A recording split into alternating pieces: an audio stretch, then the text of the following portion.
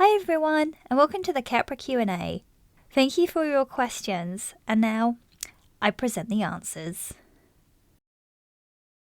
That Dan Sam asks, what inspired you with this story and the art? Alpha She-Wolf asks, what was your inspiration? And Chris Pankel asks, what inspired you in making all the characters, and do you have a favourite book/movie you'd recommend? There are quite a few different sources of inspiration for this story, but the main ones would have been The Last of Us and Fallout. The games, not the TV shows.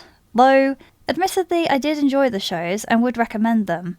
It was that post-apocalyptic world that really stuck with me pretty hard. I always wondered what I would do in similar situations, and thought a lot about what it took to survive. That mixed with my obsession with sci-fi and World War II stories drove my imagination into a spiral, until eventually these characters sprang to life in my brain. The art itself came from my realisation that if I wanted to tell the story, I would have to compensate and create a simpler style, otherwise this comic would have taken many more years before I was done. I took inspiration from old cartoons I would watch on Cartoon Network, like Samurai Jack. Then eventually I began to make the style more of my own. It has changed drastically since Tethered, then again since I first began Khepra in 2020. Okay, I've grouped all of these questions together because it's quite a lot, and it's in regards to Ed's body, how he feels, what he eats, how it works. So I'm going to answer all of these in one go.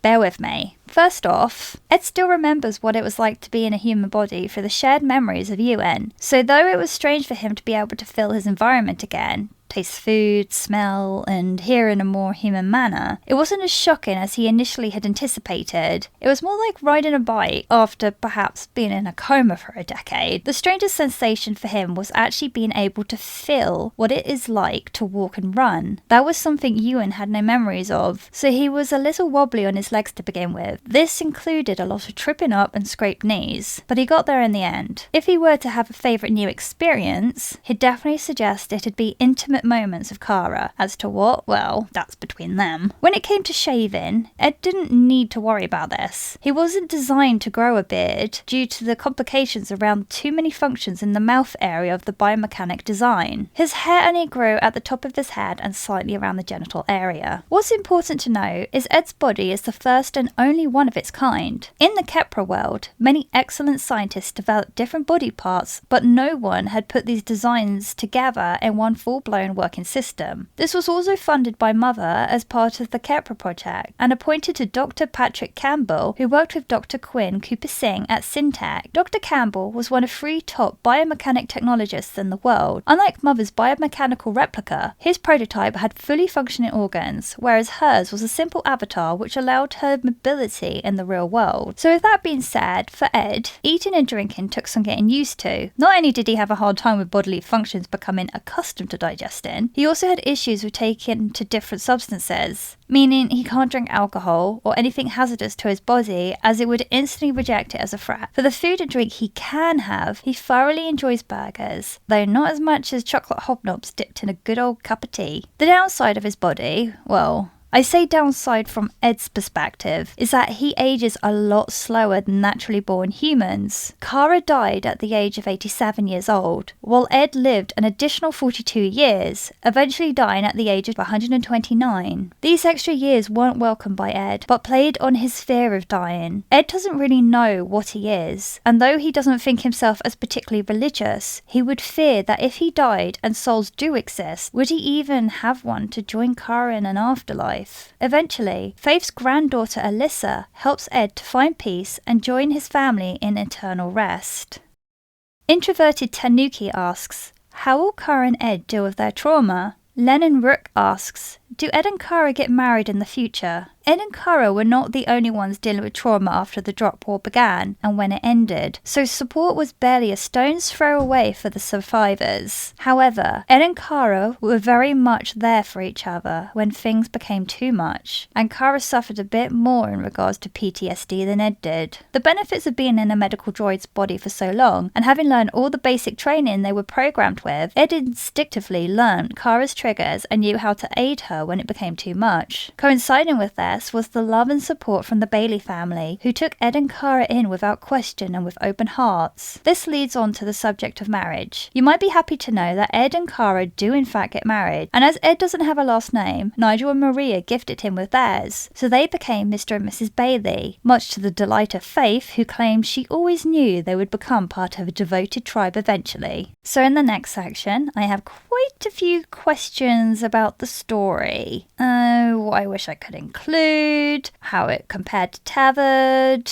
was the end in the original, and also questions about Andras and their relationship with Mother and Ed's relationship with Ewan's parents. So again, I'm going to round this up and answer it all together. I've noticed a lot of you have come from Tethered, and I just want to say whoa. Thank you so much for sticking with it to the end. I mean, that's crazy. I am so grateful you felt it was worth doing that. The story had changed quite a bit from how Tethered originally was, but if I'm completely honest, when I was writing Tethered, I wasn't in a good space. I had no confidence in myself or my storytelling skills and made a lot of very bad decisions. Tethered was in a really rough shape, and this led me to do a complete reboot and only take the best bits from Tethered as a rough backbone to what Khepra now became. When I wrote Khepra, the first thing I did was write the beginning, the middle and the end, and then heavily worked out how characters could get from A to B to C. This involved some in-depth planning and dissecting of the characters so I could get to know who they were and what decisions they might make. To help with this, I used an online wiki-type service called Nuclino, which allowed me to link characters' histories together and write in-depth biographies of each of them. Yes, there is a ton of backstory there that never made it into the comic. To answer some of these particular questions, let me start with Ed's relationship with Ewan's parents. After the arc's main hub was taken down, Ewan's mother Alana left Quinn for good. She went back to her family home in Scotland, where she rekindled her relationship with her aunt and found peace helping to rebuild there. Quinn continued in his profession, training up Larry and creating a party that politically represented the scientific community in the renewed United Nations. This was an attempt to quash any effort to make complete body transfusions legal. All three had silently agreed to move in their separate directions, accepting that Ewan was gone and their stories together had ended with him. Ed focused his time on his life with Kara and becoming a medical instructor, training anyone willing to help deal with any trauma left in the wake of the drop war. Now, the first people. That is something that played an important role, but I just did not have time to fully go into it. The first people began because a brother and sister with an abusive, power-obsessed father were pressured into preaching about purity and God's will. However, when they realised that their audience started to listen and strength began to build, they too started to believe in what they sermonised. Traction continued, more followers accumulated, and before anyone knew it, they had spread their word worldwide, with many of their faithful repeating their teachings to new ears. Despite the dark beginnings, many of the followers believed in peace and that they should return to Eden pure and how God originally intended. When a small band of devotees entered Joan's village when she was a child, the villagers were at first afraid of them as media around the world cast the first people in a negative light. But the villagers soon became entranced by this new religion, intrigued by their way of life, and soon accepted them willingly, ultimately converting many of the villagers into First People. Unfortunately, not all First People were peaceful, and some had taken to terrorism which began to get out of hand. Strategically, this village, which housed a large number of followers, but little means to fight back, was picked to set an example to the world that terrorism will not be tolerated. When Joan was found to have survived, she was taken advantage of that despite being with the enemy, she would be proof that control could be regained and anyone converted could be corrected and successfully integrated back into society. Finally, Andras continued but combined forces with other factions that had accumulated in Britain and mainland Europe. Many spent the rest of their days aiding to build up society, creating new laws and forming a refreshed reality for the world. This was not something that was easily obtained and continued for a few generations. So sadly, when the world had normalized somewhat, many characters we see in the main storyline are now deceased. If I had time, I would have included so much more. Extra parts about how the drop war began, more about the First People and their influence on Joan when she was a child, and how society tried to rebuild despite the remnants of the Ark continuing to fight back under a new faction called the Purists. Alas, there is not enough time in the world, and only one of me. However, I hope what I have included is enough to tell the story and build a world that you could all believe in, even if it wasn't for as long as I originally hoped.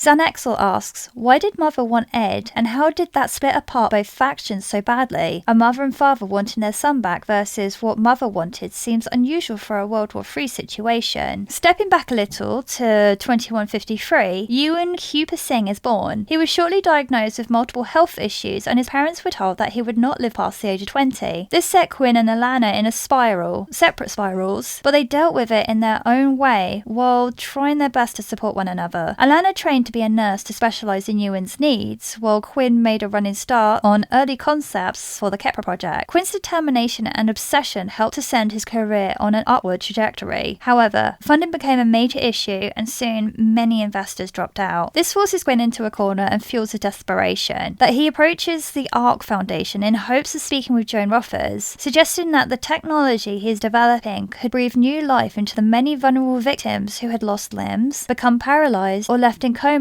in result of the 40-year war. Unbeknownst to Quinn or the rest of the world, Joan Rothers was plotting a world cleansing. This was her obsession, and she saw Quinn's proposal as an opportunity that she could not dismiss. At this stage, she was showing early signs of her illness, and her mortality became a weight on her chest. The thought of dying before seeing her new world flourish tormented her daily, and this almost felt to her to be her destiny. In the grand scheme of things, Quinn and Ed were mere tools to Rothers for her to gain immortality and see the Eden she was so eager to bring to fruition. As for Andras, well, they were the remnants of the British Army, Naval Fleet, and government officials who had escaped the initial gas attacks. They came together in hopes of righting the wrongs they believed Britain had created because of the village massacre in 2129. So for the final questions, I've got JB Bird asks, so when do you get to repost this on Featured? OV Raptor fan asks, so I guess that means this is it then? I remember you guys saying you weren't making any more comics after this, or something along the lines, but is that indeed the case? Alpha She-Wolf asks, will you be doing anything in the future? Webputch asks, how does it feel to have finally finished a comic that lasted since 2020 plus? Being featured is probably not something I am too interested in right now, as I want to focus on our YouTube channel and Chester's upbringing. It's sweet that many of you believe that this comic is worth that limelight though. I do have other comic ideas, but whether I get around to doing them is another question. Unfortunately, there is no money being earned while doing this, and though I appreciate all the love and encouragement I receive, I need to focus on supporting my family and our future. I'm not going to lie, this has been difficult. It has been so much work, used up so many hours and sunny days when I wanted nothing more than to go and explore the world. I'm so thankful to have my husband Shane there pushing me every day and counselling me whenever I had doubts and wanted to quit. Despite the struggles, I don't regret working on Khepra. This is something I needed and wanted to do, but now I've finished, I'm very much ready to enjoy my days outside and working on our YouTube channel together. Thank you all for reading Khepra and taking this journey with us. It takes hours to read a comic, and I am so overjoyed that you felt that this story was worth your time. Perhaps this is goodbye, or perhaps we'll all revisit Khepra in the future and have more content to see. Either way, I wish you all the best on whatever journey you choose to take next.